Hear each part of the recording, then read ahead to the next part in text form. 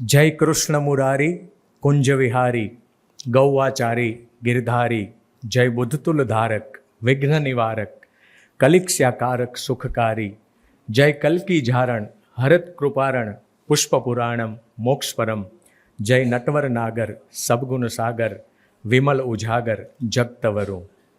Gujarat વિશ્વકોશ trust આયોજિત રસિકલાલ છોટાલાલ પરીખ વ્યાખ્યાનમાળા અંતર્ગત આજે આપણે શ્રી કાલિંદીબેન પરીખ લિખિત ભારતીય નારી સંતોનું કાવ્યાકાશ એ પુસ્તકના વિમોચન પ્રસંગે એકત્રિત થયા છે. વિમોચન કરતાં પણ પઢિયાર સાહેબ જેવું વ્યક્તિત્વ દલપત પઢિયારના વરદ હસ્તે પુસ્તકનું વિમોચન કરીશું. પણ એ પહેલાં કૃષ્ણ જન્માષ્ટમી નજીક છે. રસ અને રાસેશ્વર પરાત્પર પરબ્રહ્મ ભગવાન કૃષ્ણનું પ્રાગટ્ય નજીકના દિવસોમાં થવાનું છે. ત્યારે આજે ઉપક્રમ એવો રાખ્યો છે કે વિશ્વકોશનું ગાન કરીશું. અલ્પાબેન હંમેશા કરે છે એ જ પ્રમાણે, પણ આજે અલ્પાબેન પણ આપણા ઉપર વરસવાના છે.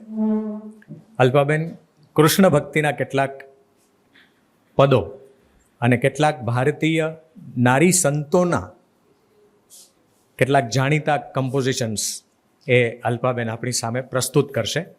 એટલે સંગીતથી આજના આ કાર્યક્રમની શરૂઆત કરીશું. બેન શ્રી અલ્પાબેનને વિનંતી કરું.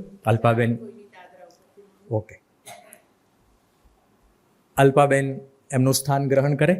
એમની સાથે તબલા સંગત રુજુલભાઈ શાહ કરવાના છે. હાર્મોનિયમ સંગત અહીંથી કરવું છે કે ત્યાંથી કરવું છે? હા, ત્યાંથી જ. આજે તો બધું તમને આખી બેઠક જ આપીએ છીએ.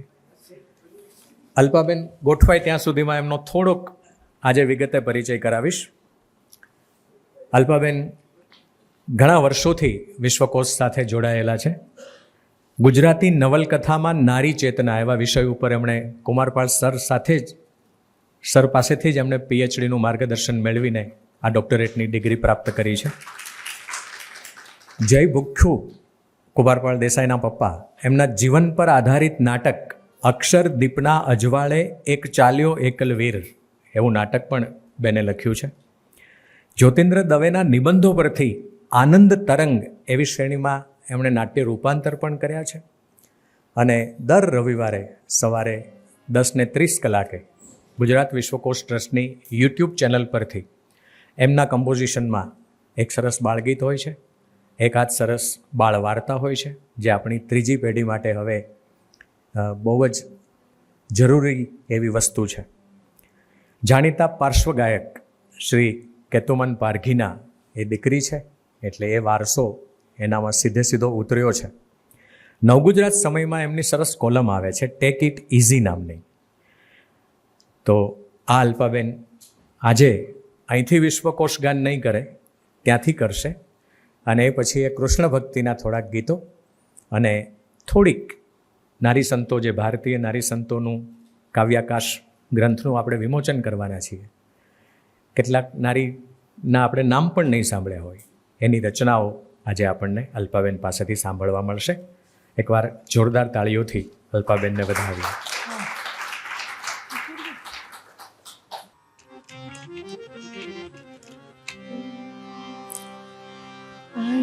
જ્ઞાન સૂર્ય સંચરે આપણું ચિત્ત પ્રકાશિત કરે. અહીં જ્ઞાન યજ્ઞ સૌ કરે ચિત્તનું વિશ્વ વિકાસિત કરે. શબ્દ પ્રકાશે અર્થ ઉજાશે. શબ્દ પ્રકાશે અર્થ ઉજાશે. તર્ક મર્મના સહજ વિકાસે. જ્ઞાનામૃત નિર્ઝરે અર્ઘ્ય સૌ સત્યદેવને ધરે.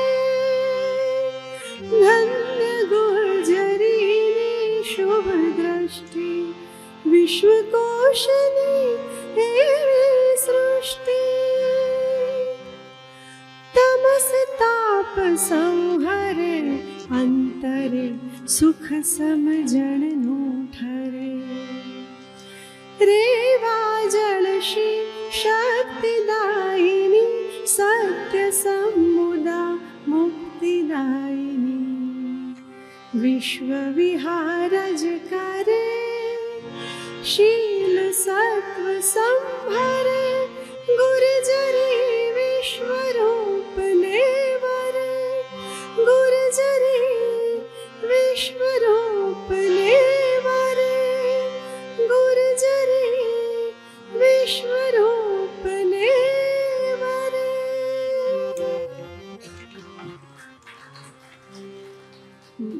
બધા પદો કાલિંદીબેને જે રિસર્ચ કર્યું છે એની પરથી જ છે, સ્ત્રી કવિયત્રીઓના. હાર્મોનિયમ પર મારી સાથે છે રુજુલભાઈ શાહ.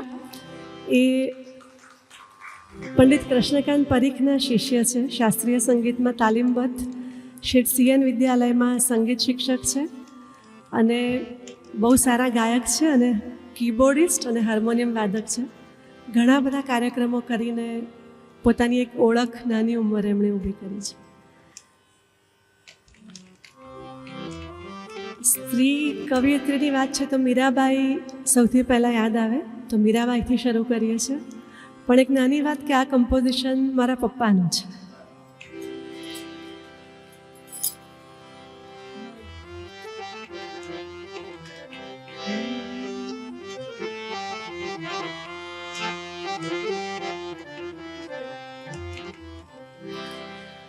બંસીવાલા आजो हमारे देश बंसीवाला आजो हमारे देश तोरी सावरे सूरत हदवेश आजो हमारे देश बंसीवाला आजो हमारे देश.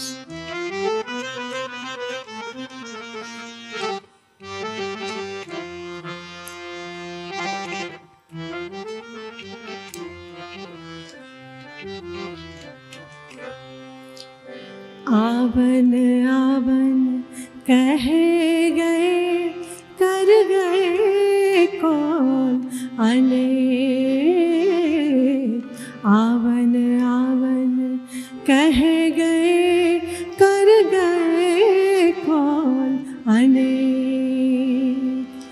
लिखत लिखत घिस गई मोरिया गरिया की रे हो लिखत लिखत घिस गई मोरिया गरिया की रे आजो हमारे देश बंसीवाला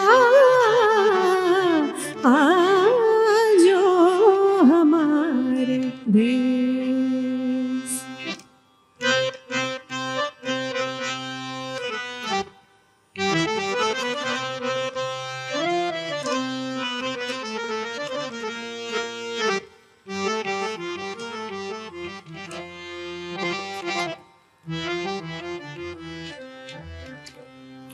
मोर मुकुट पीतांबर सोहे घुंघरियाड़ा केश मोर मुकुट पीतांबर सोहे घुंघरियाड़ा केश मीरा के प्रभु गिरिधर ना गुण मीरा के प्रभु गिरिधर ना गुण वे वेश आजो हमारे देश बंसीवाला आजो हमारे देश तोरी सावरी सूरत हदवेश आजो हमारे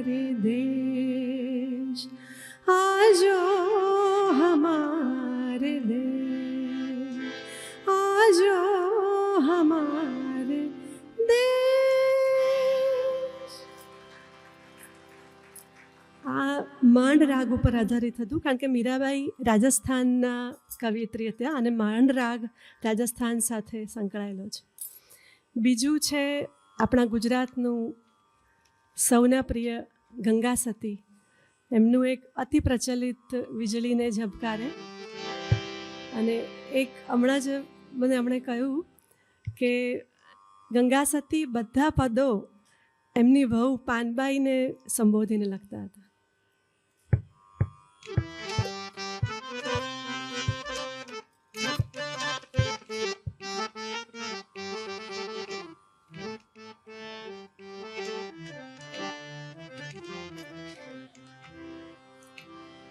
વીજળીને ચમકારે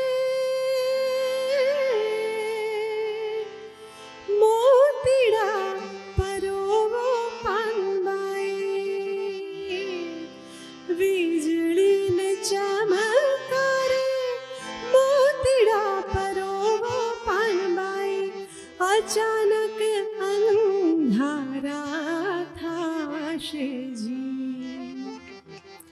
જ્યોતિરે જોતામાં દિવસો વહી રે જશે રે પાનબાઈ, 21,600 કાળ ખાશે જી, વીજળીને ચમકારે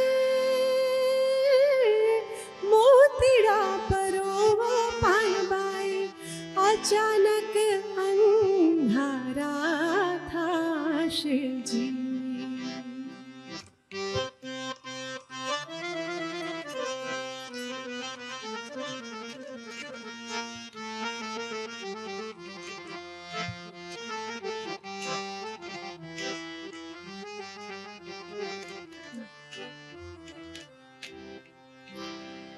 જાણ્યા રે જેવી અજાણ છે રે વસ્તુ પાનબાઈ, જાણ્યા રે જેવી અજાણ છે રે વસ્તુ પાનબાઈ, અધુરિયાને નો કહેવાય જી, ગુપ્ત રસનો આ તો ખેલ છે રે અટપટો, આટી મેલો તો સમજાય જી, વીજળીને ચમકારે મોતીડા પરોવો પાનબાઈ, અચાનક અંધારા થાશે જી.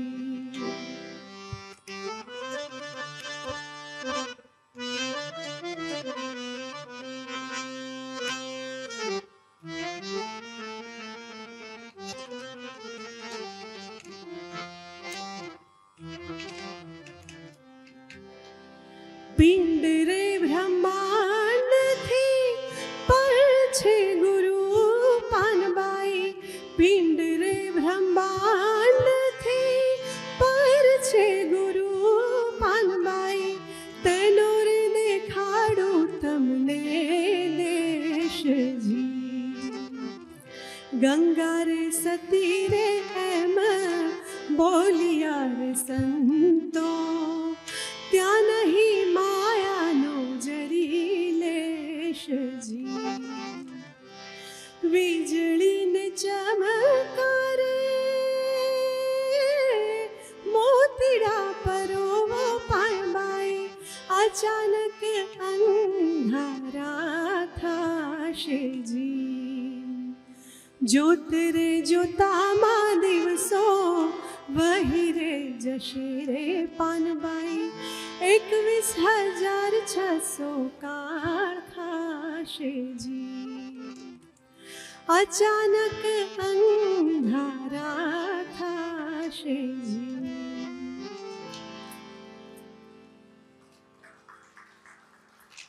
હવે મહારાષ્ટ્ર તરફ જઈએ. મુક્તાબાઈનું એક પદ કાલિંદીબેને જે લીધા છે પદો એમાંથી જ આપણે નક્કી કર્યા છે.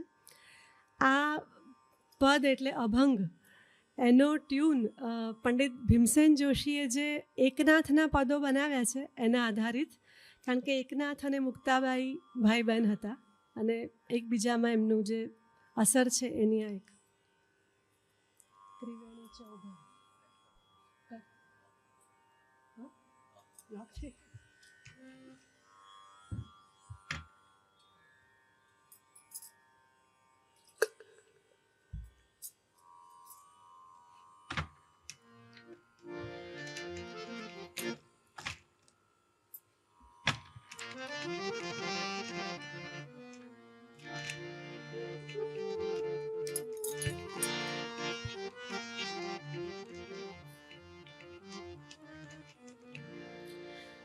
त्रिवेणी चौघा जैसा एक ठाई, त्रिवेणी चौघा जैसा एक ठाई, तैशी मुक्ताबाई, तैशी मुक्ताबाई आत्महा मध्ये, त्रिवेणी चौघा जैसे एक ठाई, त्रिवेणी चौघा जैसे एक ठाई.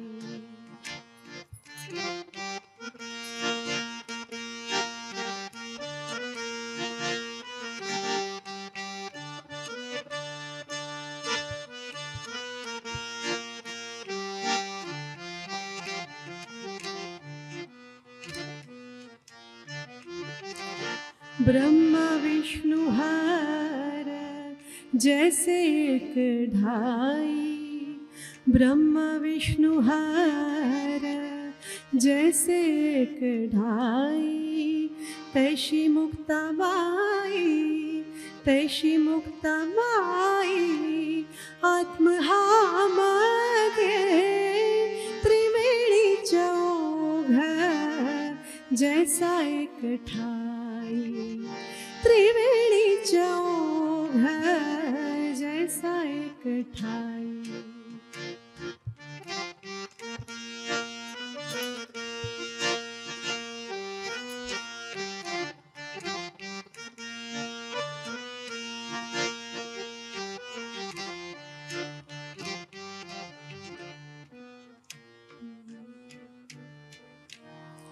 रजतम गुणे सत्वगुणा ठाई, रजतम गुणे सत्वगुणा ठाई, तैशी मुक्ताबाई, तैशी मुक्ताबाई आत्महा मध्ये, त्रिवेणी चौघा जैसा एक ठाई, त्रिवेणी चौघा जैसा एक ठाई, त्रिवेणी चौघा जैसा एक ठाई.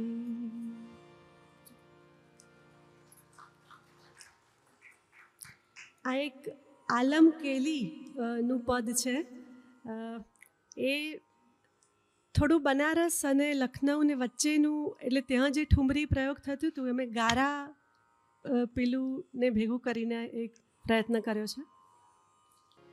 रस में विरस जानी कैसे वसी की गयानी, रस में विरस जानी कैसे वसी पी गयानी, हाँ हाँ करी बासो अब बोली हो तो लरोगी, हाँ हाँ करी बासो अब बोली हो तो लरोगी, रस में विरस जानी कैसे वसी की गयानी, रस में विरस जानी.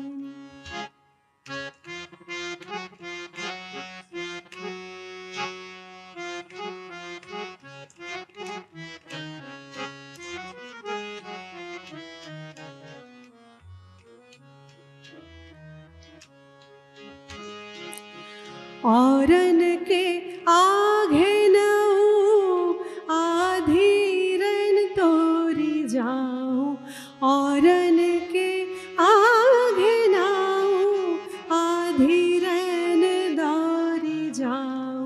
राधा झुके संग पे न आधा डग भरोगी, राधा झुके संग पे न आधा डग भरोगी। रस में विरस जानी कैसे वसी पी गयानी, रस में विरस।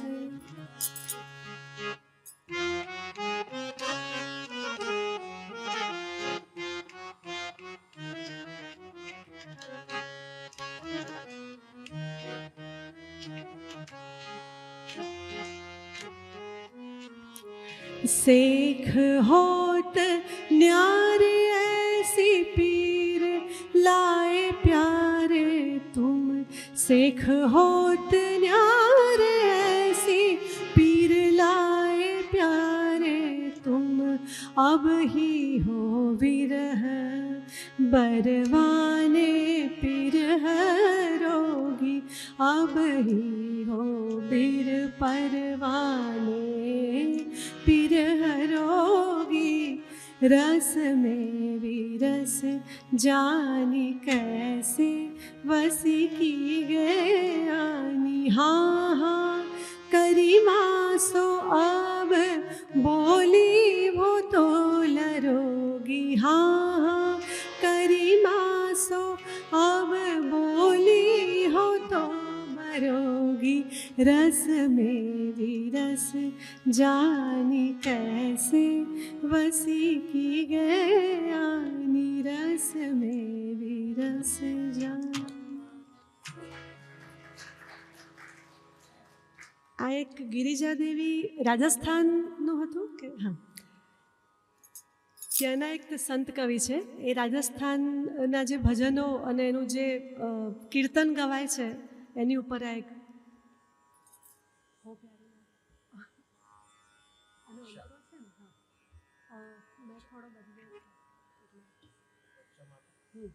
થોડો પેલો હવેલી સંગીતનો અંતરો લીધો છે.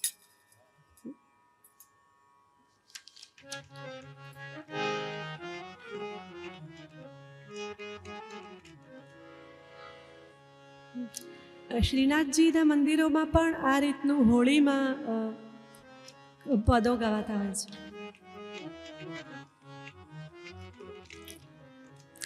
हो प्यारी लागे सुंदर श्याम, श्याम सुंदरिया रे। हो प्यारी लागे सुंदर श्याम, श्याम सुंदरिया रे।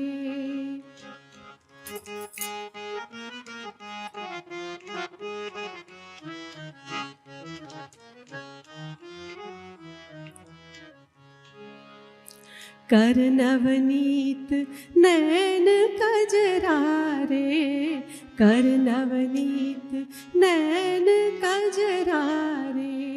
उंगरिन सोहे चुनरिया रे, उंगरिन सोहे चुनरिया रे। दो दो दर्शन अधर अरुण रे, दो दो दर्शन अधर अरुण रे। बोलत मैन तू तरिया रे, प्यारी लागे सुंदर श्याम, श्याम सुंदरिया रे। हो प्यारी लागे सुंदर श्याम, श्याम सुंदरिया रे।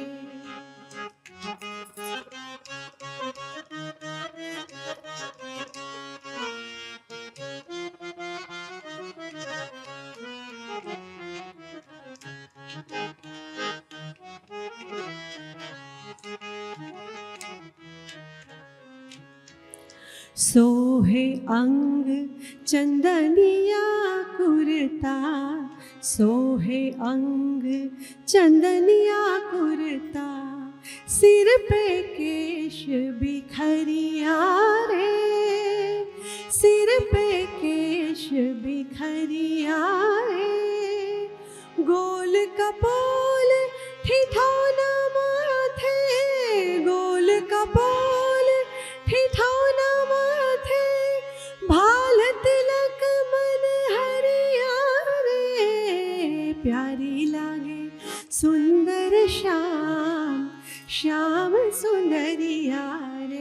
हो प्यारी लागे सुंदर श्याम શ્યામ સુંદરિયા રે. એમણે આખું ભારત કવર કર્યું છે, પણ આપણે અત્યારે સમય મર્યાદાને લીધે ભારત ભ્રમણ નહીં થાય. એક છેલ્લું પદથી પૂરું કરીએ. અને ભૈરવી નહીં, એક ગોપાલ ચોપાઈ.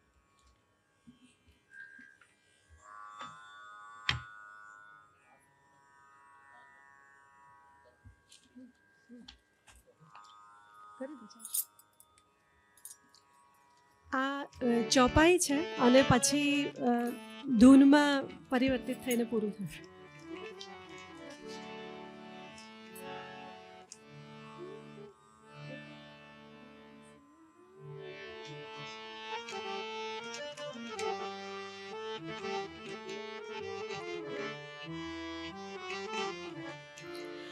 એક ગોપાલ સંગ મમ જાય વસ્યો નૃપતિ से है पुर छाई हम कहीं छांडी भयो सोन्यारे ताही बिनु सच भय दुलारे. राम सिया राम जय जय राम. श्याम राधे श्याम राधे श्याम राधे श्याम.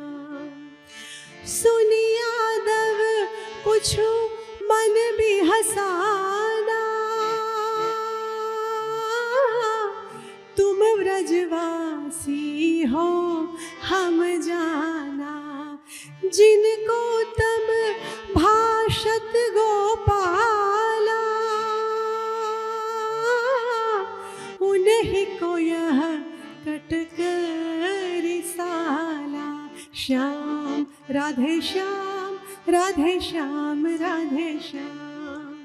श्याम राधे श्याम राधे श्याम राधे श्याम. छत्रपति ही छरियन मिलवत तह हम सब की कौन चलावत.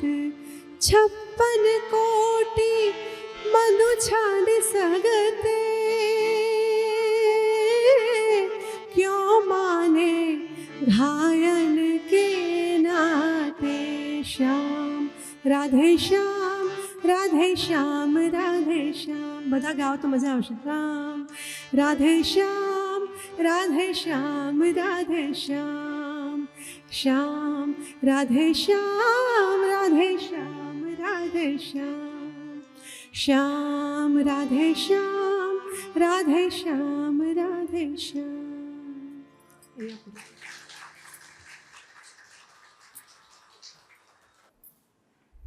એકવાર આપણે તાળીઓથી અલ્પાબેન અને રુજુલભાઈને વધાવીએ. એ જ્યારે ગંગા સતીનું ભજન ગાતા હતા એમાં એક સંખ્યા આવી હતી 21,660. ઘણા બધા સંતો પાસેથી મેં આ સાંભળ્યું છે, પઢિયાર સાહેબ છે પણ ખરા આપણને એમાં વિશેષ પ્રકાશ ફેંકે. 21,660 એ આપણા 24 કલાકના સરેરાશ શ્વાસ છે જે રોજ આપણા ખાતામાંથી બાદ થાય છે. આપણે આપણું આયુષ્ય શ્વાસ ઉપર ક્રેડિટ કરીને આવ્યા છીએ. એટલે આપણે ત્યાં કહેવત છે કે પાંચમની છઠ ના થાય, ચોક્કસ થાય. પાંચમની છઠે થાય, પાંચમની 11સ પણ થાય, પાંચમની એકમ પણ થાય. જો આ શ્વાસ વહેલા ખર્ચી નાખો તો વહેલું આયુષ્ય પૂરું થાય. ઊંડા શ્વાસ લો, રોકાય એટલી વાર રોકો, ધીરે ધીરે શ્વાસ છોડો તો આ શ્વાસ બચે. એટલે ગંગા સતીની આ સંખ્યા બહુ સૂચક છે. હું કાલિંદીબેન, કુમારપાળ દેસાઈ સર અને દલપતભાઈ પઢિયાર સાહેબને ખુરશી પર સ્થાન લેવા વિનંતી કરું છું. આપણે પુનઃ તાળીઓથી મંચને વધાવીએ.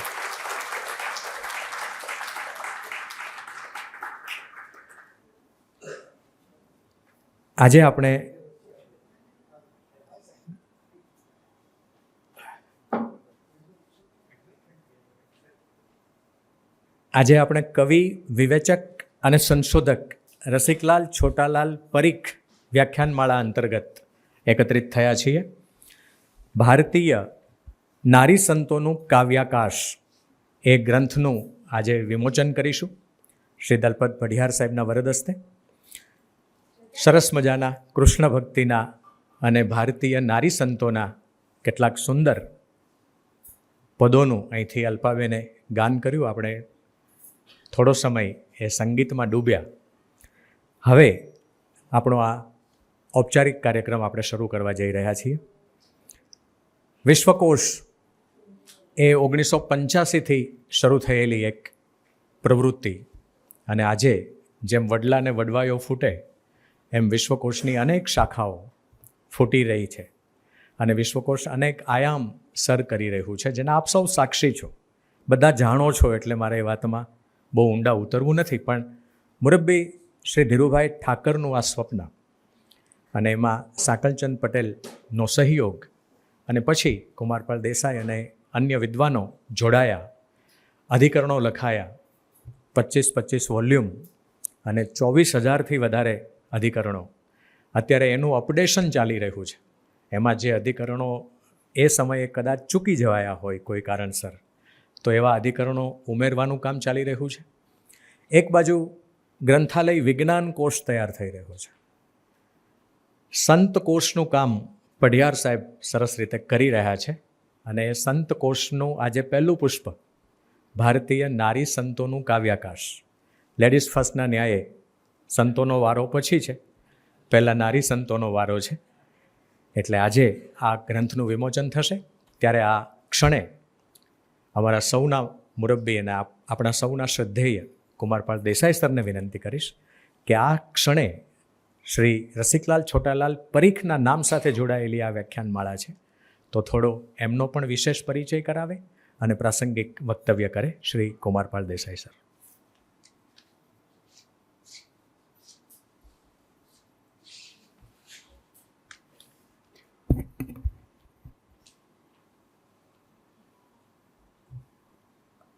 આદરણીય પઢિયાર સાહેબ,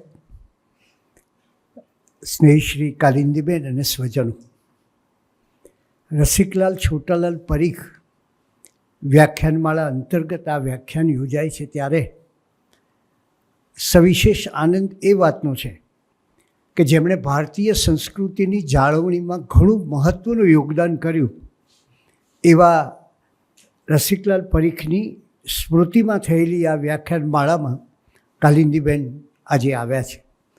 એમની પાસે પણ એક ભારતીય સંસ્કૃતિની આખી ધારા છે અને એને પરિણામે જ ગુજરાત વિશ્વકોશ ટ્રસ્ટ એને એક સરસ મજાનું પુસ્તક એમને આપ્યું અને આજે અમે એમને વિનંતી કરી કે તમે વક્તવ્ય પણ આપો અને અમારી પાસે આવા જ સંત સાહિત્યના નિષ્ણાત અથવા તો જેની રગે રગમાં સંત સાહિત્ય વહે છે એવા દલપતભાઈ છે, એમના હાથે વિમોચન થાય તો એક સરસ શુભક સમન્વય સદાય. રસિકલાલ પરીખની વિશેષતા એ છે કે એ કવિ હતા, સંપાદક હતા, વિવેચક હતા, સંશોધક હતા અને ખૂબ વ્યાપક કામ કર્યું. ભોજ્ય વિદ્યા ભવનના નિયામક તરીકે એમણે ગુજરાતનો એક સાંસ્કૃતિક ઇતિહાસ આપ્યો. 9 ભાગમાં આપેલો આ ઇતિહાસ આજ સુધીમાં એમ કહું કે અદ્વિતીય રહ્યો છે. એમાં એમણે અને એમના સાથીઓએ જે ઇતિહાસનું કામ કર્યું એ કદાચ ગુજરાતને માટે બહુ સીમાચિહ્નરૂપ છે. એમણે 2 નાટકો આપ્યા, શર્વિલક અને મેના ગુર્જરી. આપ સૌ મેના ગુર્જરીથી વાકેફ છો કે કેવી સરસ રીતે એમને એ આખું નાટ્યનું આયોજન કર્યું, નાટ્ય લેખન કર્યું અને એને પરિણામે ગુજરાત રળિયાત બન્યું. ગુજરાતની રાજધાનીઓ વિશે એમણે ખૂબ ઊંડું સંશોધન કરી અને એક સરસ મજાનું આપણને પુસ્તક આપ્યું છે. શબ્દાનુશાસન, જે હેમચંદ્રાચાર્યએ લખેલું અને એ કલિકાલ સર્વજ્ઞ હેમચંદ્રાચાર્યનું શબ્દાનુશાસન, જેનો પાટણમાં એક મોટો ઉત્સવ થયો, એ ગ્રંથ પ્રાગટ્યનો ઉત્સવ થયો અને કદાચ ઇતિહાસમાં ક્યારેય ન બન્યું હોય એવો એ ઉત્સવ થયો. સતત 7 દિવસ સુધી એ સિદ્ધહેમ શબ્દાનુશાસન ગ્રંથ એ હાથીની અંબાડી પર એને પહેલી વખતે નગરયાત્રા કરવામાં આવી અને પછી 7 દિવસ સુધી એના જુદા જુદા આયોજનો થયા. એને માટે રાજસભામાં, હવે તો આ શક્ય જ નથી ને કલ્પના પણ ન થઈ શકે, પણ એ સમયે રાજસભામાં આખું શબ્દાનુશાસન એ વાંચવામાં આવ્યું હતું. એનું અંગ્રેજીમાં સરસ રૂપાંતર, એની સરસ મજાની ક્રિટિકલ નોટ સાથે એ કામ એમની પાસેથી મળ્યું. જીનવિજયજી અને પંડિત સુખલાલજી જેવા એ સમયના બહુ સમર્થ વિદ્વાનો એમને પરિચય થયો અને પછી એમનું વલણ એ હસ્તપ્રત વિદ્યા તરફ અથવા તો જૈન દર્શન તરફ અને ઇતિહાસ તરફ આવા જુદા આયામો તરફ ગયું. અમે જ્યારે વિચાર કર્યો કે આવી કોઈ એક વ્યાખ્યાનમાળા થાય અને ત્યારે અમારી સાથે અમારા સ્વજન એવા આપણા વિશ્વના એક ઉત્કૃષ્ટ સ્થપતિ બાલકૃષ્ણભાઈ હતા. બાલકૃષ્ણભાઈના એ સગા થાય અને બાલકૃષ્ણભાઈએ મને કહ્યું કે મારી એક ઈચ્છા છે કે આ સંસ્થા દ્વારા આ વ્યાખ્યાનમાળા યોજાય એમની સ્મૃતિમાં, અને એમની સ્મૃતિમાં આપણે દર વર્ષે આવી જુદા જુદા 3 સુંદર વ્યાખ્યાનોનું આયોજન કરીએ છીએ. આજે એ રસિકભાઈની સ્મૃતિને વંદન કરું છું અને એ બાલકૃષ્ણભાઈની સ્મૃતિને પણ વંદન કરું છું, જે આ સંસ્થાના એક મોટા આધારસ્તંભ સમાન હતા. સવિશેષ તો આજે આ સંસ્થામાં જેનો અમને ખૂબ પ્રેમ મળ્યો છે અથવા વ્યક્તિગત રીતે અમને પ્રેમ મળ્યો છે એવા લાભશંકરભાઈ પુરોહિત, જે ગઈકાલે આપણી વચ્ચેથી વિદાય થયા છે. બહુ જ સમર્થ પ્રતિભા, અને એવી પ્રતિભા કે જેનું કદાચ હવે કોઈ એની સરખામણી કરી શકાય એવી કોઈ વ્યક્તિ નથી. એવા લાભશંકરભાઈની સ્મૃતિને પણ વંદન કરું છું અને આજે મારો આનંદ પ્રગટ કરું છું કે કાલિંદીબેન લગભગ 5.5 કલાકને બેન, હા, 5.5 કલાકની સફર કરીને અહીંયા આવ્યા અને હવે પાછા 5.5 કલાકની સફર કરીને જશે. કાલિંદીબેન, તમારા આ વિદ્યાપ્રેમને ધન્યવાદ. નમસ્તે.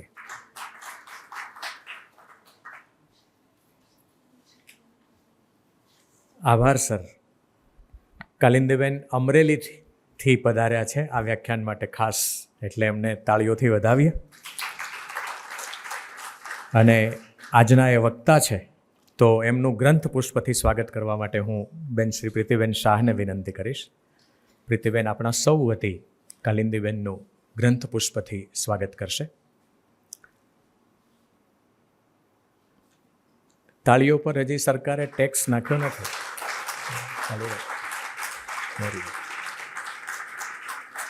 આભાર પ્રીતિબેન.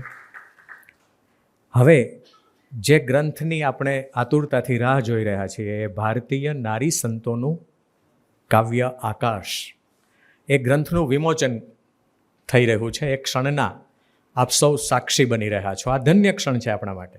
કોઈ પણ ગ્રંથનું પ્રાગટ્ય એ જીવનની એ ગ્રંથ માટે તો યાદગાર ક્ષણ છે જ, પણ આપણે આ ક્ષણે ઉપસ્થિત છીએ એ આપણી ઉપલબ્ધિ છે. મુરબ્બી શ્રી પઢિયાર સાહેબના વરદ હસ્તે આ ગ્રંથનું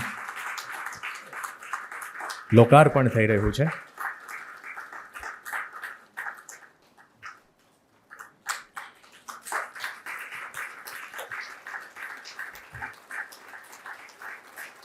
ખૂબ જ સુંદર ટાઇટલ પેજ.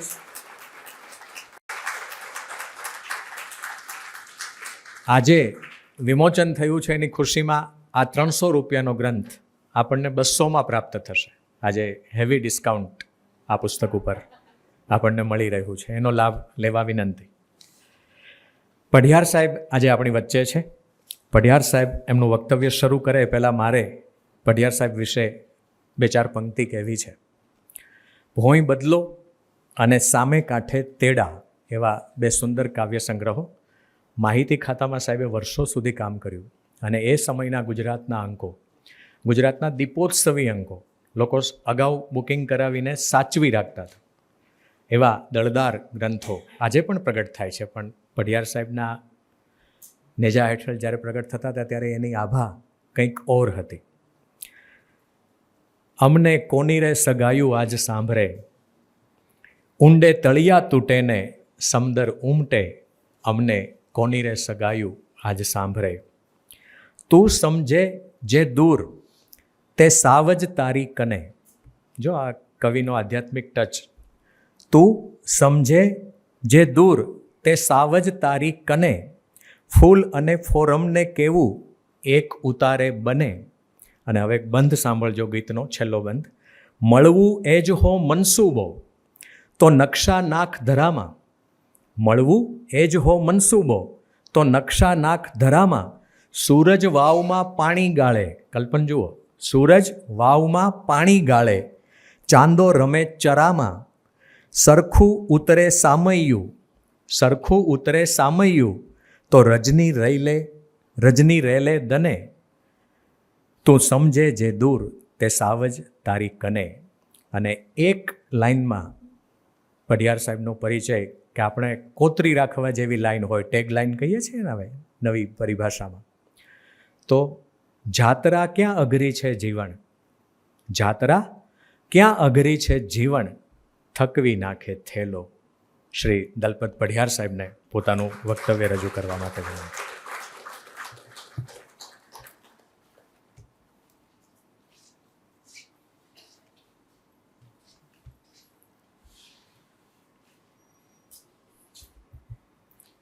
ઓમ અસદોમાં સદ્ગમય તમસોમાં જ્યોતિર્ગમય મૃત્યુર્મા મૃતમ ગમય.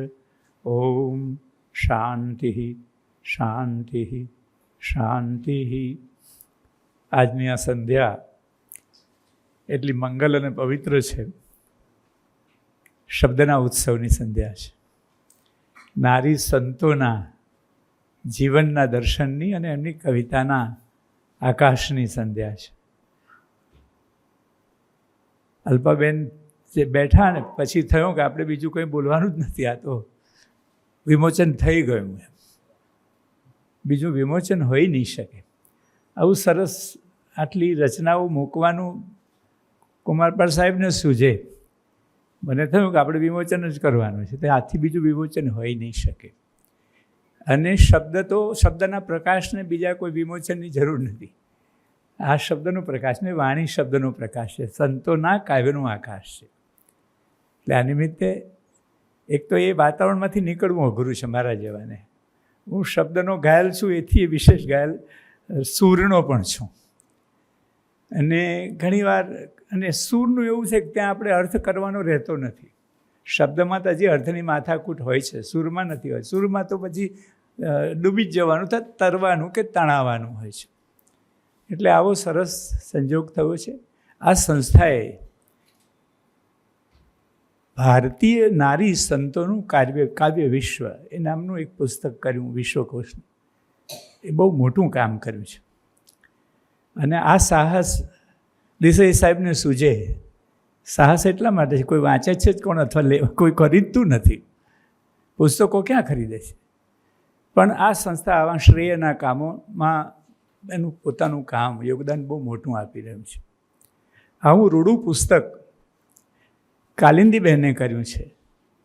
એ પણ એક મોટો સુયોગ છે આ સમયનો.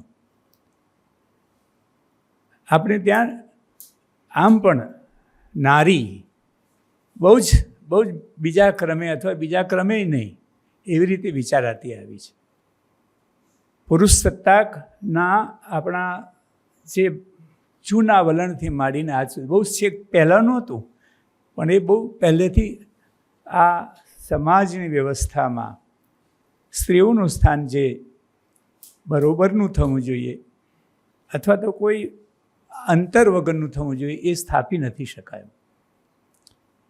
અને આજનો પ્રવાહ તો કંઈ વાત કરવા જેવી નથી. બસ બહુ વાતો થઈ શકે એમ છે, પણ મારે પુસ્તકથી બહાર બહુ નથી જવું. કાલિંદીબેન બહુ જ અભ્યાસુ છે અને એમણે આ પુસ્તક બહુ મહેનતથી કર્યું છે. મહેનત એટલે એમાં એમની અભ્યાસ પ્રીતિ પણ એટલી જ છે, એમની અધ્યાત્મ પ્રીતિ પણ એટલી છે અને એમની અભિવ્યક્તિ પણ એટલી સમર્થ છે. અમારી પાસે પહેલી એમની મેન્યુસ્ક્રિપ્ટ આપી ત્યારે સાહેબે જોયું. મને કહે છે આપણે જોવા પછી જરા ફરી જોઈએ, થોડું સંક્ષેપ થઈ શકે. મેં કીધું એ કરવા જેવું નથી, પણ કરવું એમને શું છે એટલે કરવું જોઈએ તો જ. એટલે નાના એટલે ફરી પાછા અમે બેનને કહ્યું કે આમાં આ થઈ શકે, અને એમણે કર્યું. આ છે ને એક વખત લખાઈ ગયા પછી સંક્ષેપ કરવો, અને સંક્ષેપ કરવાની બહુ મોટી સજ્જતા હોય એ જ કરી શકે, નહીંતર નાક ન કપાવવું જોઈએ. નખ કપાય તો વાંધો નહીં એવું થાય.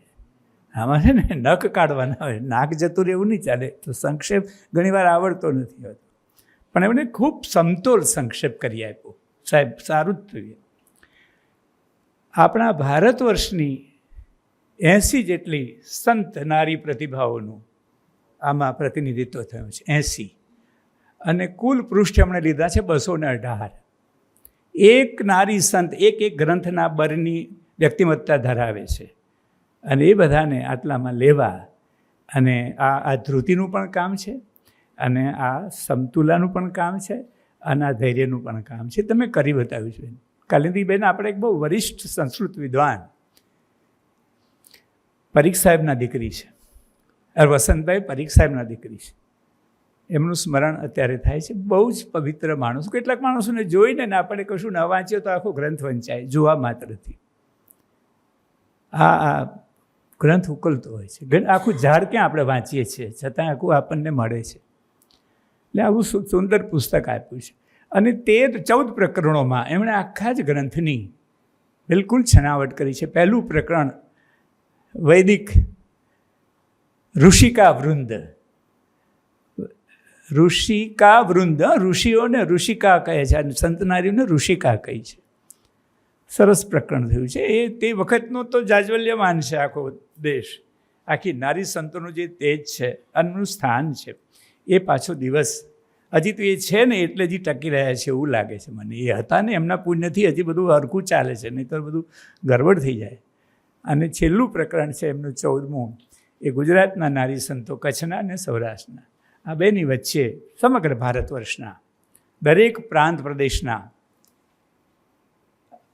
અને ભાષાના સંત નારીઓનો આમાં સમાવેશ છે. બીજું બહુ મોટી વાત, દરેક જાતિ, વર્ણ, ધર્મ, સંપ્રદાય એની પ્રતિનિધિ નારી સંતોનું અહીંયા સ્થાન થયું છે. આ સમતુલા બહુ જ અભ્યાસપૂર્વક કરવી પડે, અને થઈ છે. આવું સુંદર પુસ્તક આપણને મળ્યું છે, એનો એક વિશેષ આનંદ છે. પુસ્તક વિશે તો વાંચવું જોઈએ, આપણે વાંચતા નથી અને માત્ર સાંભળીને રહી જઈએ છીએ. પુસ્તકો વાંચે છે જ કોણ? આમાંથી એક જ વાંચી જઈએ ને. પહેલું મને થયું કે આમાં તો કંઈક તો કરવું જોઈએ ને આપણે. મુક્તાબાઈની વાત કરી. મુક્તાબાઈ કેટલા મોટા વિદુષી છે, પહોંચેલા સંત છે. જ્ઞાનેશ્વર એકનાથ નામદેવના બેન છે. અને મેં ત્યારે કહ્યું હતું એક વખત કે શું સમજ છે. એક વખતે સ્નાન કરતા હતા જંગલમાં, સ્થાનમાં, અને ઝરણામાં સ્નાન કરતા હતા, બિલકુલ કોઈ જ પણ પ્રકારના આવરણ વગર. અને તે વખતે એમને ત્યાં મહેમાન તરીકે તે વખતના 400 વર્ષનું આયુષ ધરાવનારા ચાંગદેવ પધારેલા. એ સવારે એ બાજુ જતા હતા, ત્યાં સ્નાન કરતા હતા, અને ચાંગદેવ આમ જંગલમાં જતા હતા, અને એમને નહાતા જોયા. પછી એમને પાછા વળી ગયા. બહુ ઝીણી વાત છે. પાછા વળીને આવીને પછી એમને અપરાધ ભાવ જેવું થયું કે હું ક્યાં આ રસ્તે નીકળ્યો.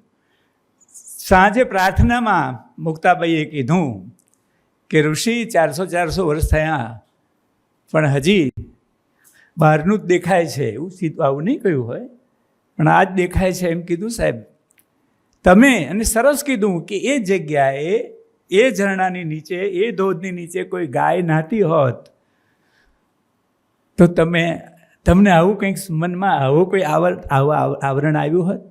આ વાત છે સાહેબ. એટલે ગમે એવું થાય, પણ એટલે ઋષિને એને ભાડ્યા નથી. આપણી મનોદશાને અહીંયા આ એમણે પડકારી છે. કા કશું ને એ જ રીતે અહીંયા અક્કા મહાદેવી નીકળી પડી છે. આની કર્ણાટકના ને અક્કા મહાદેવી, આની નાને વાંચજો ભાઈ. હું તો એક વાંચીને રાજી થઈ જાઉં. બધા શું વાંચવાની જરૂર? દીવો તો એક જ હોય ને, પછી બીજા પીટાવીએ તો થઈ જાય વધારે. પણ આ અક્કા મહાદેવી શિવ ભક્ત હતા અને શિવને વર્યા હતા. પછી એને પરણવું નહોતું. એને મારે શું કામ પરણવું? હું શિવને વરી છું, હવે મારો બીજો કોઈ પતિ જોઈએ નહીં. જેમ મીરાને આપણે જોઈએ છીએ, ગોવિંદો પ્રાણ હમારો રે, મને જગ લાગ્યો ખારો રે, મને મારો રામજી ભાવે રે મને બીજો મારી નજરે ના આવે. છતાંય એ ગૃહસ્થ જીવનમાં એની પરિપાટીને અનુસર્યા છે. મજાની વાત એ છે કે એમના પતિનું અવસાન થયું પછી એ રાજપૂતોમાં તરત અગ્નિશના સતી થવાનો રિવાજ હતો અને થયા નથી. એ કુટુંબને પણ ધન્યવાદ આપવા ગણે, નહીતર તો બધો ત્રાસ થયો હોત. પણ મારો સ્વામી મર્યો જ નથી તો હું શેનું અગ્નિ સ્નાન કરું? આ અમર પુરુષોનો ને વરેલા છે. ના અક્કા મહાદેવી તો પછી એને પરણાવ્યા. એનો પતિ કૌશિક આમ જુદી પ્રકૃતિનો હતો. એને કીધું કે હું આ કુટુંબની લાજ મર્યાદા એના વિવેકને અથવા એના માન રાખીને તમને વરી છું, અથવા તમારી જોડે આવી છું, વરી છું નહીં, હું તો વરી છું મારા શિવને, અને હું તમારી સાથે સંસાર જીવન નહીં કરી શકું. તમે મને સ્પર્શ નહીં કરતા. સાહેબ, આ કાલિંદીબેને લખ્યું છે, તમે મને આ શરીરની રીતે સ્પર્શ ન કરતા, અને એવું કરશો તો 3 વખત, આ 3 વાળું બહુ જબરું છે આપણે ત્યાં. હા, 3 વાળું પેલું જ પહેલાંની વાત નથી કરતા આપણે તો 3 ગુણની સૃષ્ટિ છે. જો સરખી ચાલીને તો જો આ પિંડ હરખો રહે, આમ આ ગુણનો પિંડ પણ, અને ત્રિદેવ પણ છે, 3 કાળ પણ છે. આ ત્રિગુણાત્મક સૃષ્ટિની પણ છે, અને આ 3 આ બાજુની સૃષ્ટિનો છે. પછી 2 ને પછી 1 એ પેલી બાજુનો દેશ છે. જીવ અને શિવ 2 અને પછી 1 જાય. જીવ અને શિવ પછી 3ની સૃષ્ટિ આ બાજુ આવે.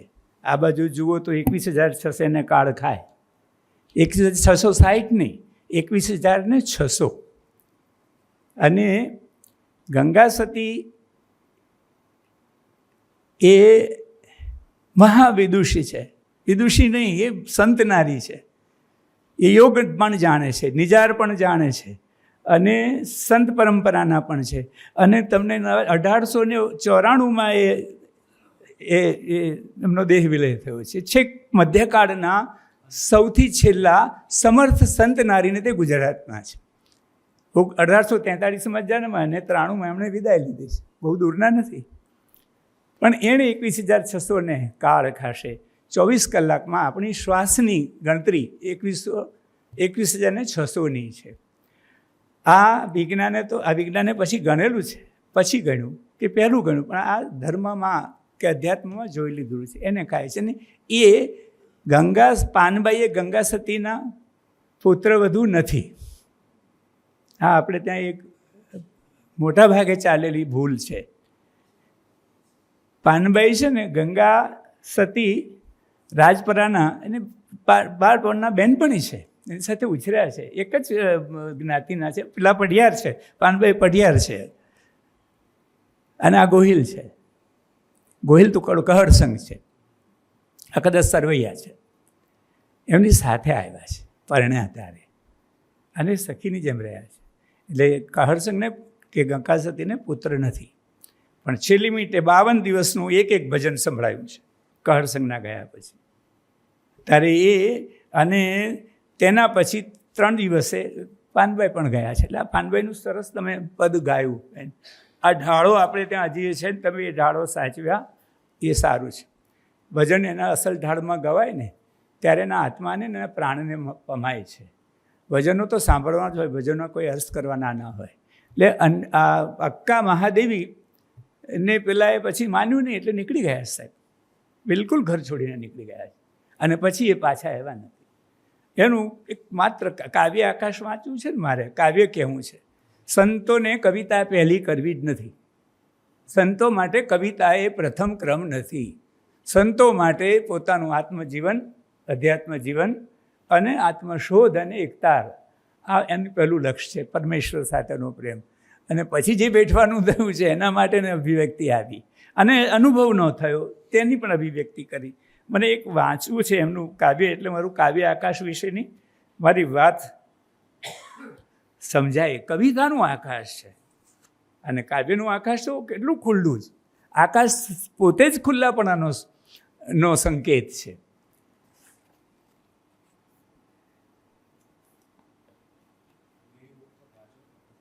તમે છીનવી શકો હાથમાં રહેલા નાણાંને.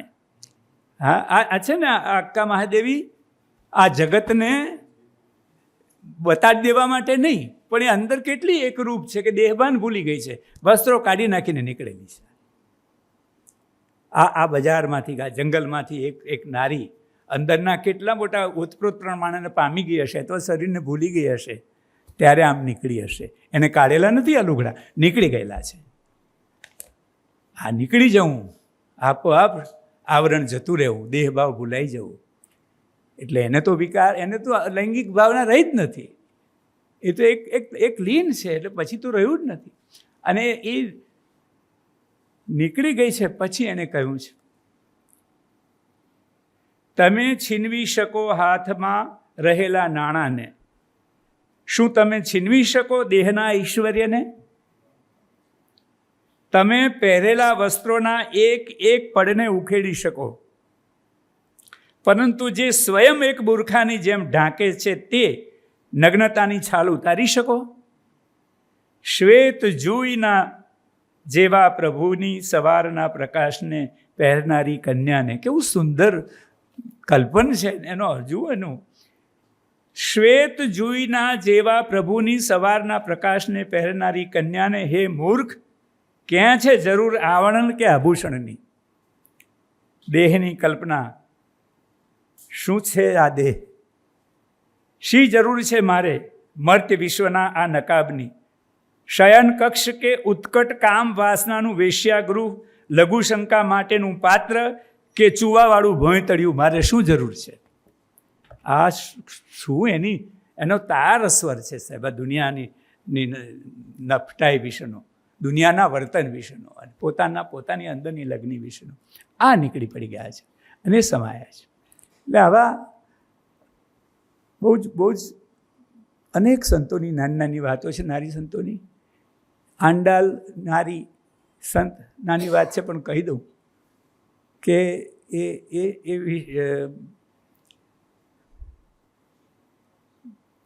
વિષ્ણુનું સ્વામી રંગનાથ સ્વામીના મંદિરના પૂજારીની દીકરી. રંગનાથ સ્વામીનું મંદિરનો પૂજારી એ રોજ ત્યાં શણગાર કરે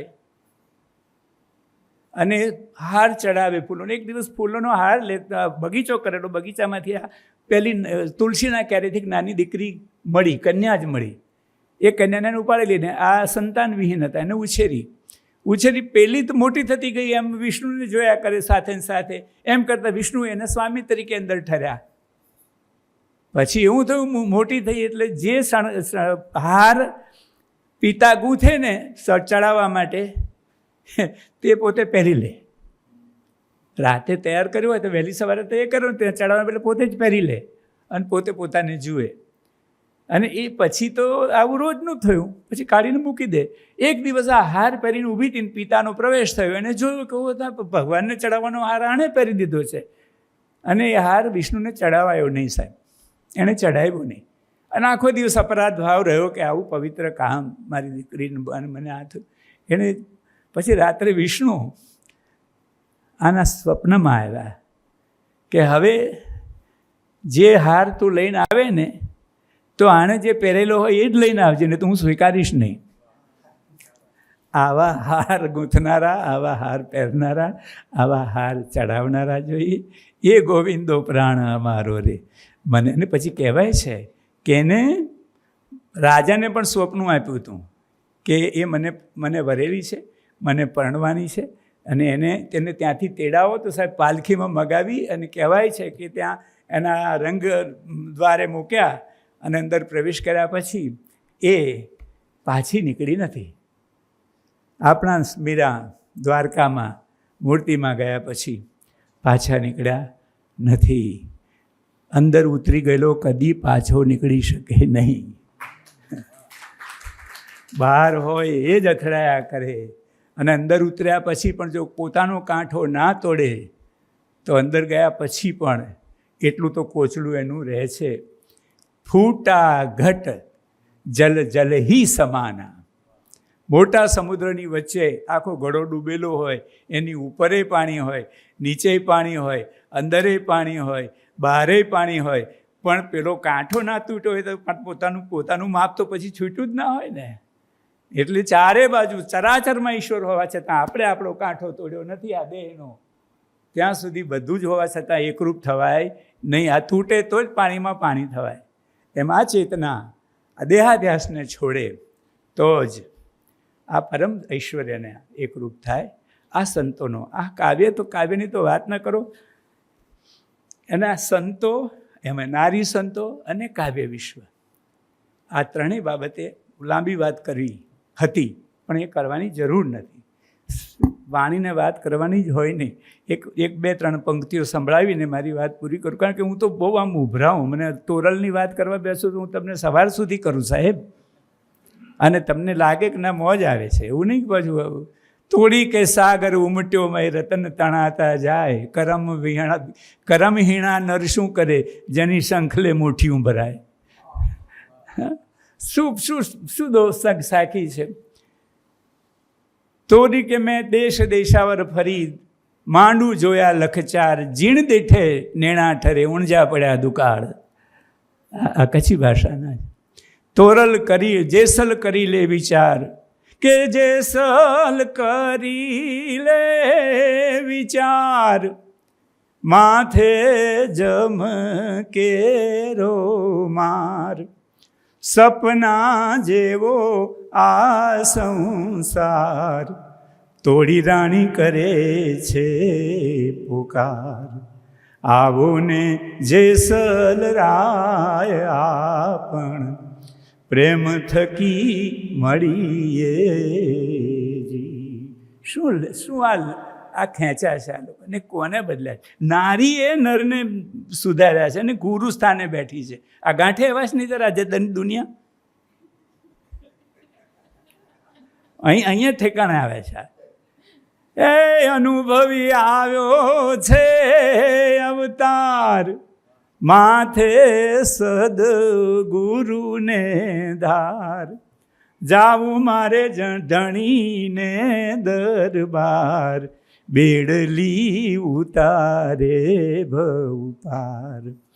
આવો ને જેસલ રાય આપણ, પ્રેમ થકી મળીએ જી.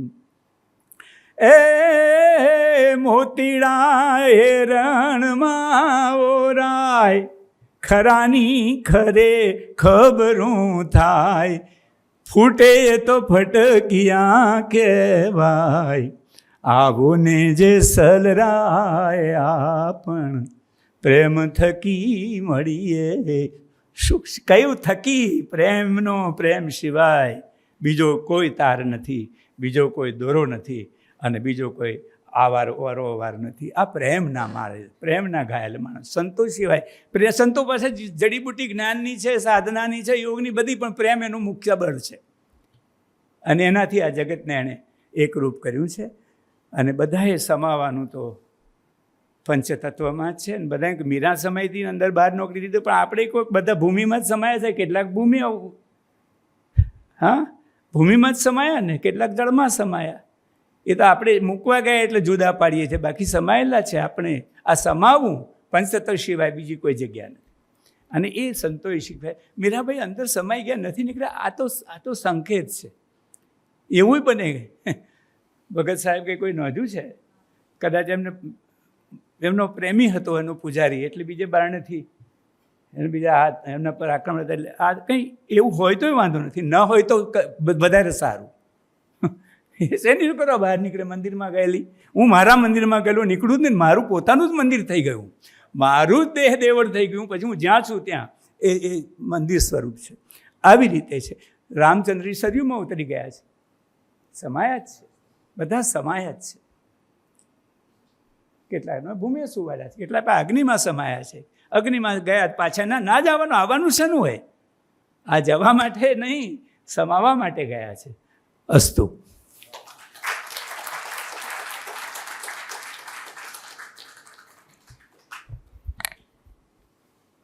વિશ્વકોશમાં આવા વિભૂતિઓ બેઠા છે અને એ ગ્રંથોનું સંપાદન કરે છે. તમે આ સજ્જતા જોઈ શકો. પઢિયાર સાહેબ કાનવાડી આણંદ પાસે આવેલું કબીર પંથનું એક સ્થાનક છે, એના મહંત છે. એ દલપત સાહેબ છે, એ ગુરુ છે. એને આજુબાજુના 10,000 લોકોને એમણે માનવતાનો પંથ બતાડ્યો છે. ક્યારેક શિવરાત્રિના દિવસે જજો, એકવાર દેસાઈ સાહેબ જઈ આવ્યા છે, ત્યારે એમનો ખરો ઠાઠ તમને ત્યાં જોવા મળે કાનવાડીની ગુરુગાદી પર. એ દલપત સાહેબે પોતાની વાત મૂકી અને આ ગ્રંથને આપણી સામે ખોલ્યો.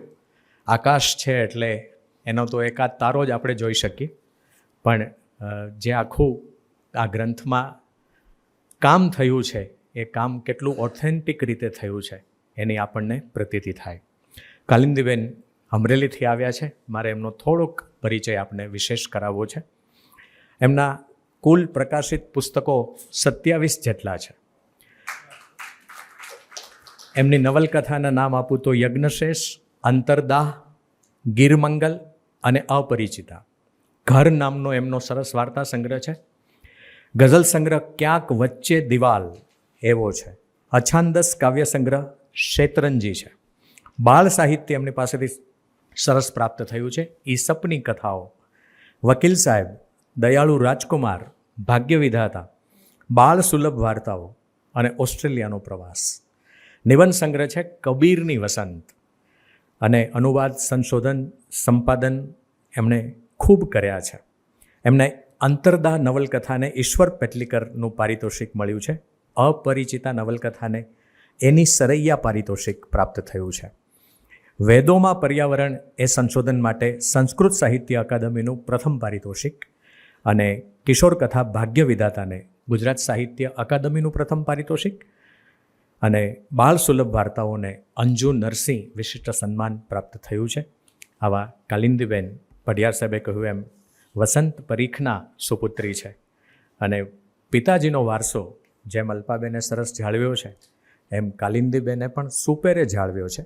કાલિંદીબેનને આપણે જોરદાર તાળીઓથી વધાવીએ અને એમની વાત સાંભળીએ.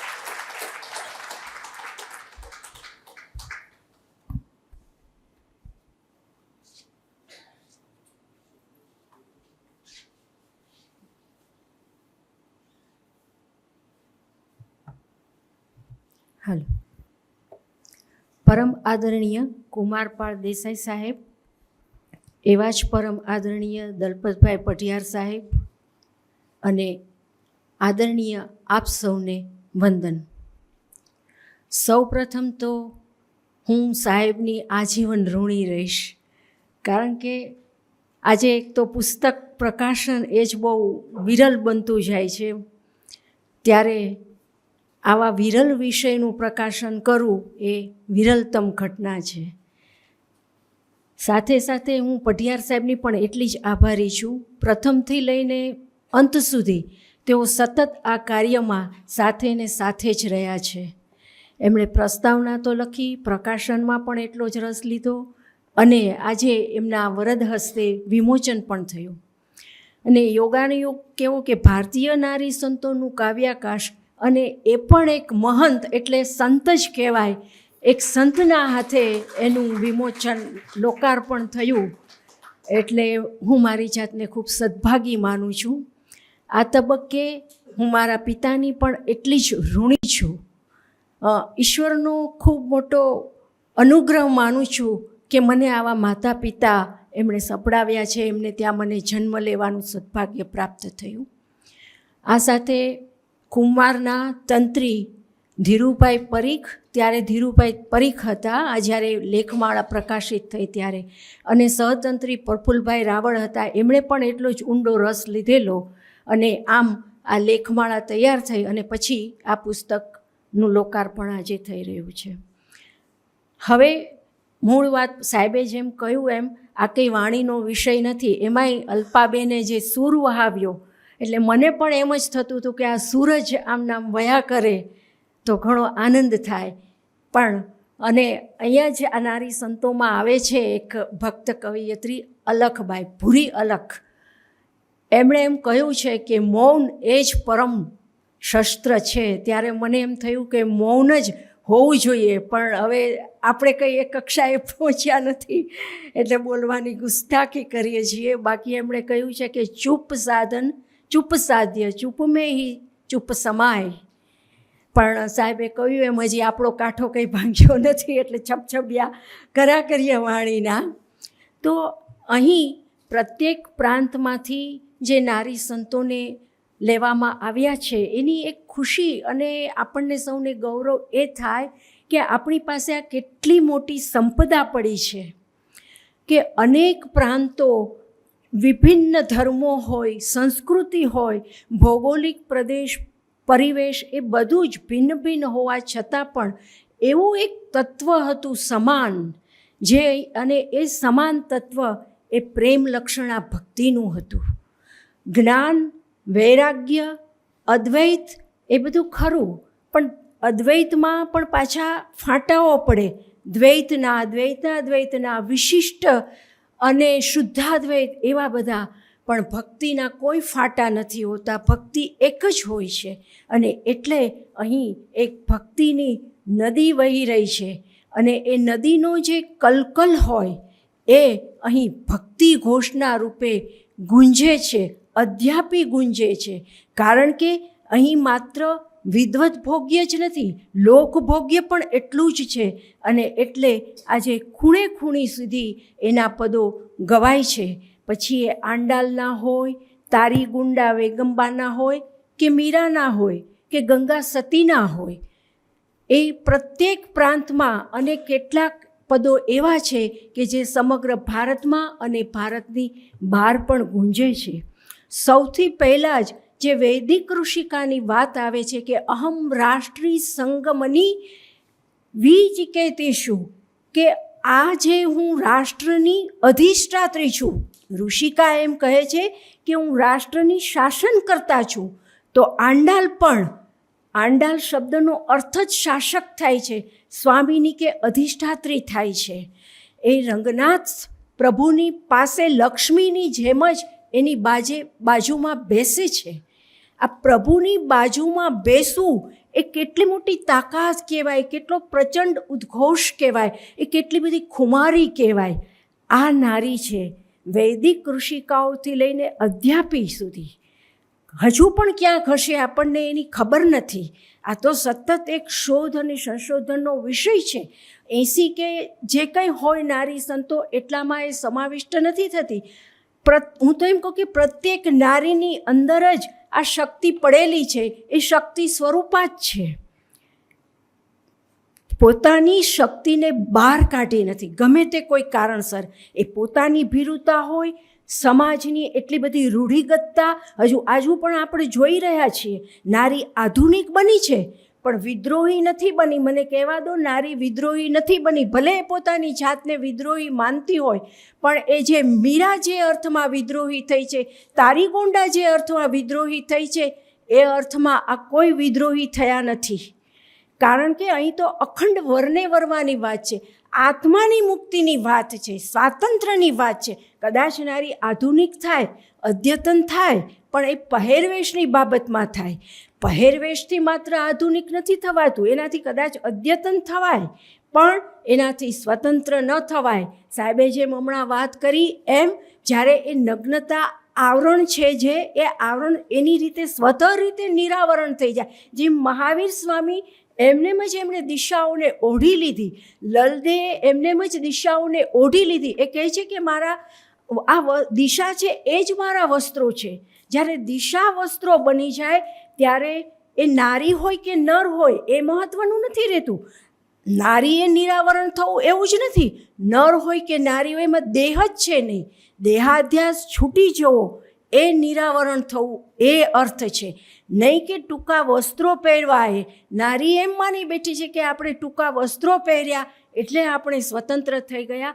આ બહુ જ એક દયનીય અને જેને કહેવાય કે એક વિકૃતિનું સ્વરૂપ ધારણ આજે કરી રહ્યું છે. આખું નહીં તો વિષયાંતર થઈ જશે, એટલે હું મૂળ વાત ઉપર આવું કે આ જે ભક્ત કવિયત્રીઓ છે એમણે પોતાના દેહને જેમ નરસિંહ મહેતાએ મશાલ એમ કે હું હાથ પકડ, ત્યાં તો માત્ર હાથને જ મશાલ બનાવવાની વાત છે, પણ આ નારી સંતોએ તો પોતાના દેહને જાણે કે એક દીવાની અંદર એક દિવેટ હોય, અને દિવેટનું રેશા જ્યારે બળે ને ત્યારે દીવો પ્રજ્વલિત થતો હોય, એમાં ભક્તિનો દીપ એ સતત સળગી છે, અને સળગીને એણે પોતાના આ અનુભવ દીપને આપણી સન્મુખ મૂકી આપ્યો છે. એમનું આ સળગવું શું છે? કુટુંબ તરફથી એમને અનેક અપમાનો સહન કરવા પડ્યા, સમાજ તરફથી, પંડાઓ તરફથી, પૂજારીઓ તરફથી, જે ધાર્મિક પુરોહિતો કહેવાય તેના તરફથી પણ એમને ફિટકાર મળ્યો છે. બહિણાબાઈ તો એમ કહે કે નારી દેહ હોવું એ જ પાપ છે. નારીને ઓમ બોલવાનો અધિકાર નથી, વેદશાસ્ત્ર પઢવાનો અધિકાર નથી, એને સંન્યાસ લેવાનો અધિકાર નથી. અરે એના માટે તો ઉમરો ઓળંગવો એ પર્વત ઓળંગવા જેવું ભીષણ અને દુષ્કર કાર્ય છે. પણ ભલું થજો એ સંતોનું, એકનાથનું, જ્ઞાનદેવે કે એમણે ભાગવત સંપ્રદાય, અને એ ભાગવત સંપ્રદાય એટલું જ નહીં, એમણે જે આખી ગીતાએ જે જ્ઞાનેશ્વરી તરીકે પ્રગટ કરી, પ્રકાશિત કરી, અને એને કારણે જે નારી અને શૂદ્રો હતા એમને માટે એમણે ભક્તિનો માર્ગ સુલભ કરી આપ્યો. અને જનાબાઈ તો કહે જ છે કે એકનાથના શરણે હું આવી, એકનાથ જેવા મને ગુરુ મળ્યા, એને કારણે હું આ બધી વિટંબણાઓને પાર ઉતરી ગઈ. નહીં તો હું તો અનાથ હતી, મારે ન કોઈ મા હતી, બેન હતી, ભાઈ હતો, પિતા કોઈ નહોતું, મને સ્નેહ કરવાવાળું કોઈ નહોતું. પણ એકનાથે મને ભાગવત ધર્મ શીખવાડ્યો, અને એમને નવધા ભક્તિનું પ્રદાન કર્યું, અને પછી તો એ પોતે જ દાસ્ય રૂપે, સખ્ય રૂપે, પ્રિયતમ રૂપે પ્રભુને પૂજવા લાગ્યા, માજા વિઠ્ઠલ, અને કરતાલ લઈને બજારની અંદર નીકળી પડ્યા. અને એમને આ જુઓ એમની ખુમારી કે એમણે પ્રભુને એક ઝાર તરીકે, એમ કહે છે કે મને ઝાર તરીકે, ગણિકા તરીકે પણ મને કોઈ લજ્જા નથી. કારણ કે લજ્જા શું? જેને ભક્તિ પ્રાપ્ત થઈ ગઈ છે એના, જેમ મીરા એમ કહે છે ને કે લોકલાજ છોડી, એમ લોકલાજ જ જેણે છોડી દીધી છે એને પછી કોઈ ભય નથી હોતો. માણસને ભય તો પ્રતિષ્ઠા ગુમાવવાનો હોય છે, પણ જેણે મસ્તક જ મૂકી દીધું છે ખાંડણિયામાં, જેણે પોતાના અહંકારને જ દળી નાખ્યો છે, એને પછી કોઈ ભય સતાવતો નથી. જેમ લલદે કહે છે કે મેં મારા દેહને ભૂંજી નાખ્યો, ખાંડણિયામાં ખાંડી નાખ્યો. આ ભૂંજી નાખવું, ખાંડી નાખવું, દળી નાખવું એ અહંકારને ભૂંજવાની અને દળવાની વાત છે. જેમ પેલી પેન્સિલ છોલાતી જ જાય તો એમાંથી અણી નીકળે, એમાં જાતને છોલવાની વાત છે. અને આ પ્રત્યેક નારી સંતોએ પોતાની જાતને છોલી નાખી છે. આ છોલાવું એ બહુ પીડાદાયક હોય છે. એ તો જે છોલાણું હોય એને ખ્યાલ આવે. અને એટલા માટે થઈને એમણે પોતાના સંસારને પણ સળગાવી દીધું, કારણ કે એમને આના મિથ્યાત્વને જાણી લીધું હતું. આ પ્રત્યેક નારી સંતોએ પોતાના પરમ તત્વને પોતાની ભીતર દર્શન કરી લીધા હતા. નાનપણથી આંડાલ હોય કે તારીગોંડા હોય કે અક્કા હોય કે મીરા હોય કે બીજા ઘણા નારી સંતો છે, જો હું એનું નામ લેવા બેસું તો એમાં જ સમય પૂરો થઈ જાય. પણ એ અખંડ વર્ણને એમણે એનો ચૂડલો પહેરી લીધો છે, એટલે એને બીજું બધું ફીકું લાગે છે. સંસારીનું સુખ એવું ઝાંઝવાના નીર જેવું, કે આ નીર, આવા ઝાંઝવાની પાછળ શા માટે દોડવું જ્યારે અમૃત પ્રાપ્ત થઈ ગયું હોય ત્યારે? રાજસ્થાનની આખી પરંપરા જુઓ તો એ મહારાણી હોવા છતાં પણ બધા જ ભક્તિના પંથે ચાલ્યા છે. મીરાની જ કાકાની દીકરી છે અજબપુરી બાઈ, એમને તો સાક્ષાત પ્રભુ એમની સાથે ચોપાટ ખેલવા આવતા હતા. ચોપાટ ખેલન હાસ્ય રસ સિંઘાડાએ પ્રભુ, કે એ તો મેવાડ અને શ્રીનાથજી ત્યાંથી એમ તો, એ તો આમ તો મૂળ તો વ્રજભૂમિના, એમ કહે છે પહેલાં તો કે હું વ્રજભૂમિ છોડીને ન આવું, પણ આનો આરતી ભાવ એટલો બધો જોયો, ઉત્કટતા એટલી બધી જોઈ કે શ્રીનાથજીથી રહેવાયું નહીં. અને એ સંઘાણમાં જ્યાં રહેતા હતા ત્યાં એ આવ્યા અને એમની સાથે ચોપાટ રમતા. એ ચોપાટ એનો આલંબન ભાવ બની જાય અજબ કુંવરીનો, અને હાસ્યરસ અને વિનોદ એ પેલા ભાવ અનુભાવ, અને પછી જેમ નાટ્યરસમાં કહ્યું છે એમ ચરમણા એ આ બ્રહ્માનંદ તુલ્ય નાટકમાં તો કહ્યું છે, પણ આ તો સાક્ષાત બ્રહ્માનંદ, સાક્ષાત ભગવતાનંદ. જેમ લોયણ એમ કે અલખ ધણીની આત્માના ભૂતિનો રણકાર એ આ આરાધ છે. એમ કે લોયણ પેલા લાખાને કે લાખાજી ધ્યાન બેમાં બેસીને અલખને આરાધોજી, ધ્યાનમાં બેસીને અલખને આરાધોજી. લાખાજી તમે પ્રપંચને મેલીને અલખ ધણીને આરાધોજી. તો આ અલખ ધણીને આરાધવાની વાત છે. અને સાહેબે જેમ કહ્યું કે એમ એ તો ગુરુના પદે, જેમ તોરલ જેસલની ગુરુ, એમ આ લોયણ એ લાખાની ગુરુ. મૂળ તો એ શૈલર્ષિના ચેલી શિષ્યા, અને આ તો મહાપંથ એટલે તો એમાં તો લોકધર્મ પણ હોય, અને એટલે સૌ કોઈને માટે એ પંથ ખુલ્લો છે. જેમ પાનબાઈને ગંગા સતી કહે છે કે તમે મેદાનમાં આવો, એમ આ તો મેદાનમાં આવવાની વાત છે. અને આ પ્રેમ લક્ષણા ભક્તિની વાત છે. નહીં તો ગંગા સતી તો યોગના એ યોગીની હતા. યોગશાસ્ત્રનો એમને ઊંડો અભ્યાસ, વેદનો ઉપનિષદનો બધા એ ઘોળીને પી ગયા હતા. એ કંઈ જેમ તેમ નહોતા, ભલે ગામડામાં રહેતા, પણ એ પ્રખર વિદુષી નારી હતા. તો જેમ વાત કરી શકે ને કે વીજળીને ચમકારે મોતીડા પરોવો, કારણ કે ગમે ત્યારે અંધકાર તો છવાઈ જાય. જ્ઞાનનું મોતી, જ્ઞાનનો પ્રકાશ તો ક્ષણિક જ હોય છે. બાકી તો આપણે મોહમાયાના અજ્ઞાનના અંધકારમાં જ લપેટાયેલા રહેતા હોય છે. પણ જ્યારે આ જ્ઞાનની ક્ષણ મળી જાય છે ને મનુષ્યને, ત્યારે એને આ મોતીને, આત્માના મોતીને પરોવી લેવાનું હોય છે. નહીંતર તો પછી આપણે આ 21,600 શ્વાસો ખાલી કેવળ શ્વાસ લીધા કરીએ, પણ એને ભેદી ન શકીએ. પણ એને ભેદી તો આ પરમ તત્વની જે અનુરક્તિ છે. નારદે ભક્તિ સૂત્રમાં કહ્યું છે કે જે ભક્તિ છે ને એ જ ગરીયસી છે, ભક્તિ ગરીયસી એમ કહ્યું છે તે. અને જેમ પ્રેમ લક્ષણા ભક્તિ કહી એમ કે જે પ્રેમ લક્ષણા ભક્તિ કીધી જેણે, પછીથી એને કરવું પડે ને કાંઈ, એમ ગંગા સતીએ કહ્યું છે. એ જ વાત મીરાએ કરી, એ જ વાત લીરલબાએ કરી, એ જ વાત અક્કાએ પણ અનેક જુદી રીતે કરી છે. એમ તો જેમ અહીં કૃષ્ણ ભક્તિની વાત છે, એમ શિવ ભક્તિની પણ વાત છે. મહારાષ્ટ્રની વાત કરી તો વીરશૈવ સંપ્રદાયના ભાવંડીબાઈ છે. એ એના પરમ ભક્ત હતા. એમણે પણ આ શિવ તત્વને જે આરોધ્યો છે, અને એમાં આપણે પડવું નથી, પણ અદ્ભુત છે એનું. આમાં જે કોઈ વાંચશે એને એમ થશે કે આ વીરશૈવ સંપ્રદાય શું છે. એ જ રીતે સમાનબાઈ છે, એમણે પણ અનેક સંપ્રદાયનો અભ્યાસ કરેલો. આ સમાનબાઈને તો મત્સ્યના મીરાબાઈ કહેવામાં આવે છે. તો વ્રજદાસી એમની લાક્ષણિકતા એ છે, આમ તો એ બાંકાવતી, એમનું મૂળ નામ બાંકાવતી હતું, પણ વ્રજદાસી એ એનું ઉપનામ હતું. અને એણે ભાગવતનો વ્રજ ભાષામાં અનુવાદ કર્યો. જેમ આપણે ત્યાં ગામઠી ગીતા છે, એમ ત્યાં આ ગામઠી ભાગવત છે. અને આજે પણ ત્યાં એ ભાગવતનો પાઠ થાય છે. તો હમણાં જે તારીગોંડાની વાત કરી, એ તિરુપતિમાં જે મંદિર છે એની જે એકાંતવાસની થઈ જાય આરાધના, પછી એમની આરતી આજે પણ ગાવામાં આવે છે.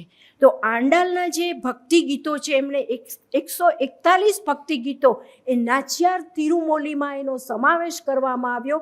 અને આ તિરુમોલીના જે પદો છે એ આજે પણ ત્યાં જે વૈષ્ણવ સંપ્રદાયના અનુયાયીઓને ભક્તો છે એનો આજે પણ પાઠ કરે છે.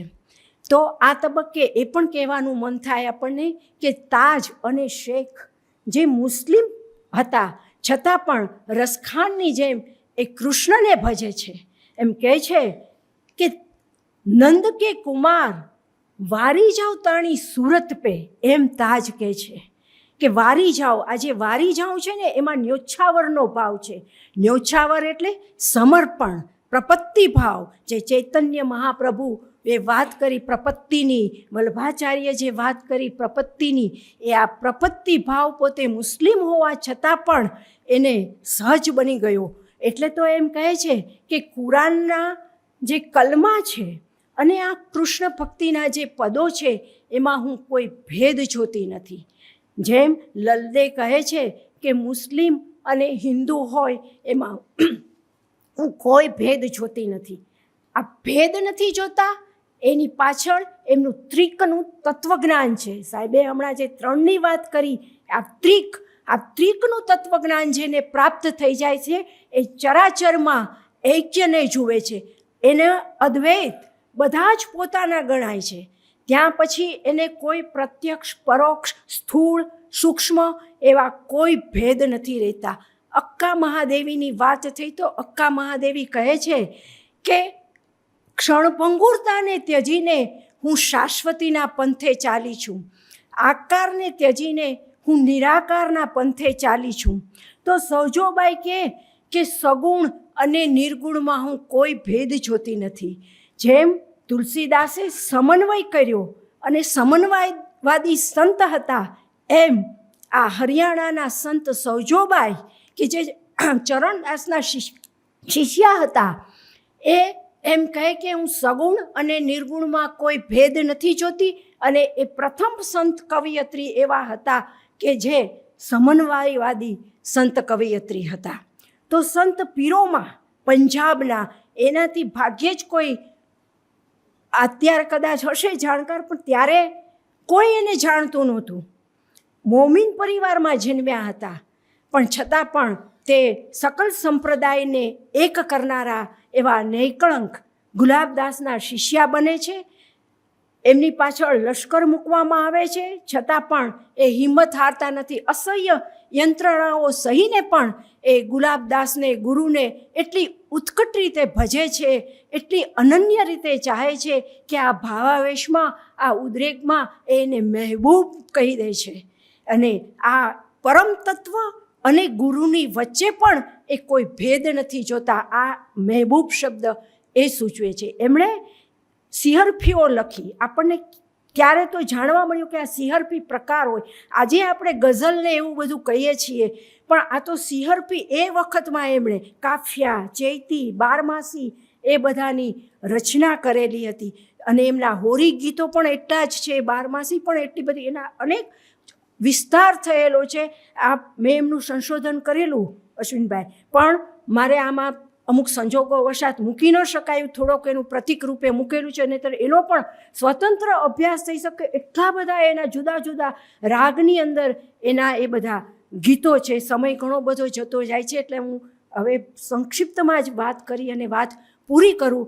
તો મારે એટલું જ કહેવાનું કે અહીં જે કોઈ સંત કવિયત્રીઓ છે એ આપણી અંદર આપણી માતાને જો આપણે સંત માનીએ ને તો પણ આપણે સન્માર્ગે ચાલી શકીએ. અને એટલે જ મેં મારી માતાને પણ અહીં યાદ કરી છે. માતાને તો આપણે કદી ભૂલવી જ ન જોઈએ.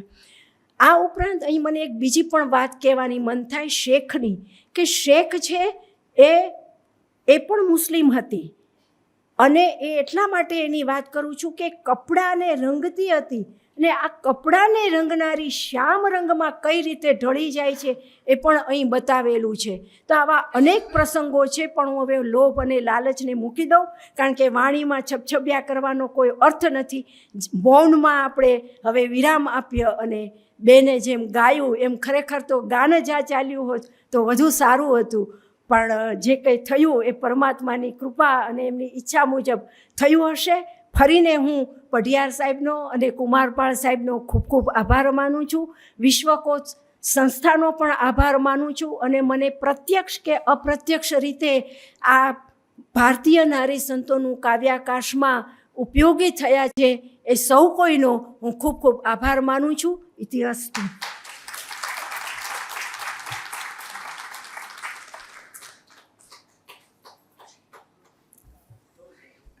નારી સંતો અને પઢિયાર સાહેબે કહ્યું એમ પ્રેમ એ જ એક મુખ્ય ઓજાર છે ઈશ્વર સુધી પહોંચવાનું. લાલી મેરે લાલ કી જીત દેખું તિત લાલ, લાલી લેને મેં ચલી મેં ભી હો ગઈ લાલ. અને ભક્તિની અહીંયા વાત તમે કરતા હતા તો આપણને વૈદિક ભક્તિ યાદ આવે. શ્રવણમ, કીર્તનમ, વિષ્ણુ સ્મરણમ, પાદ સેવનમ, અર્ચનમ, વંદનમ, દાસ્યમ, સખ્યમ, આત્મનિવેદનમ. તો સરસ રીતે આપે કાવ્યાકાશના જુદા જુદા ઝુમખા અમારી સામે ખોલ્યા છે. પુસ્તક વાંચીશું તો આપણને એમાંથી વધારે પ્રાપ્તિ થશે. આપ બધાનું વિશ્વકોશ વતી આભાર દર્શન કરું છું. ખૂબ ખૂબ આભાર.